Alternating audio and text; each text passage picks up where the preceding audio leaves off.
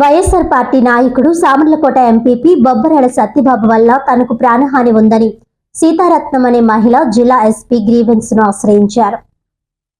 ఈ సందర్భంగా ఆమె మీడియాతో మాట్లాడుతూ సామర్లకోట ఎంపీపీ బొబ్బరాడ సత్యబాబు తనతో 20 సంవత్సరాలుగా సహజీవనం చేస్తున్నాడని ఆరోపించారు. గత కొంతకాలంగా వేరే మహిళతో కూడా అక్రమ సంబంధం పెట్టుకోవడాన్ని ప్రశ్నించినందుకు తనను దూరం పెడుతున్నాడని అన్నారు. నాకు న్యాయం చేయాలని నిలదీయగా తనపై హత్యాయత్నం చేసేందుకు ప్రయత్నిస్తున్నారని అన్నారు. ఆయన వల్ల తనకు ప్రాణహాని ఉందని రక్షణ కల్పించి తనకు న్యాయం చేయాలని కోరారు. నమస్తే అండి. బొబ్బరాడ సత్యబాబు గారు రేట్లపల్లి అండి.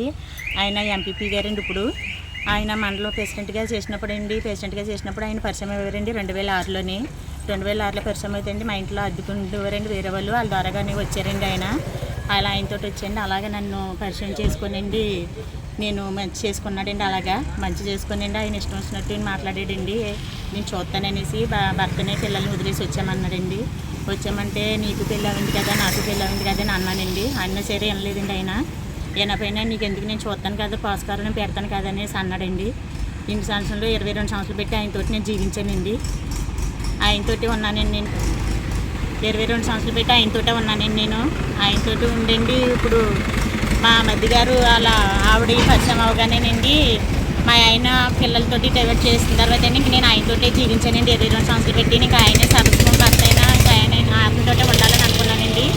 ఆయన కూడా నేను వదలను, నా భార్యకంతా ఎక్కువ చూస్తున్నాను అనేసి అని అన్నాడండి. ఏదన్నా నీకు మంచి వచ్చినా చెడ్డ వచ్చినా నేను చూస్తాననేసి అన్నాడండి.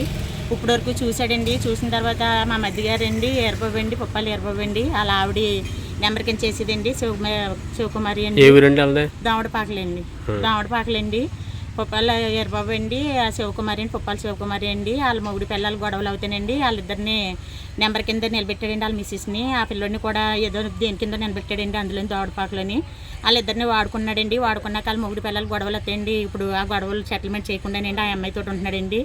ఆ అమ్మాయితో ఉంటానండి నేను డైవర్ట్ చేసాడండి. ఎందుకు అలా చేస్తున్నారండి, ఇలాగ భర్త చూసిన వాళ్ళందరినీ మీరు ఇలాగ కుటుంబాలు పాడు చేసేయండి, ఇలా భర్త చూసిన ఉంచుకుంటారని నేను అన్నానండి. ఆ మాట అంటేనండి ఆయనేమో వేరే రకంగా తీసుకొనండి, అమ్మ తల్లి నీకు దండమమ్మ, నన్ను వదిలేయమ్మ అనేసి అంటున్నాడండి. నేను ఎందుకు వదిలేస్తానండి, ఏ కారణంతో వదిలేవాలి, మరి మీరు చూస్తానన్నారు కదండి, మీ వల్ల నా కుటుంబం నాశనం అయిపోయింది కదా అని అన్నానండి. నేను అన్నీ సరేనండి. ఆయన వినలేదు.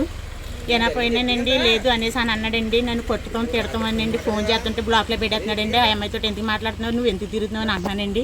ఆ అమ్మాయితో ఎక్కడ పడితే అక్కడికి తిరుగుతున్నాడండి. ఆ అమ్మాయితోటి నేను కట్మాలు అదే అడుగుతున్నానేనండి, ఆ విషయం అడుగుతున్నానేనండి. ఇలా చేస్తున్నాడండి. అతను ఇష్టం వచ్చినట్టు చేస్తున్నాడండి. కొడతాం తిడతాం కూడానండి. నన్ను ఇంట్లోంచి బయటికి రాకుండా ఇంట్లోనే నన్ను మనుషులు పెట్టండి బెదిరింటున్నాడండి. బెదిరించి నేను ఇలా చేస్తాను అలా చేస్తానని అంటున్నాడండి. నువ్వు ఎక్కడన్నా చెప్పినా చేసినానని నా పొరుగు పోతుంది, నా పిల్లలు ఉన్నారు, నా కుటుంబం ఉందని చెప్తున్నాడండి ఆయన. కానీ నాకు న్యాయం జరగాలని నేను ఇక్కడికి వచ్చానండి. నాకు ఎలా న్యాయం జరుపుతారో నాకు తెలియదు కానండి. కానీ ఇప్పుడు న్యాయం జరగాలని అనుకుంటున్నానండి. మరి ఆయన ఏం చేస్తాడన్నది ఆయనకు తెలియదండి. ఇప్పుడు కంపల్సరీగా ఆయన న్యాయం చేయాలండి అనేసి నేను వచ్చానండి ఇక్కడికి. ఆయన ఏం చేస్తాడో ఆయన చెప్పాలండి, ఆయన నోటితోటి చెప్పాలండి.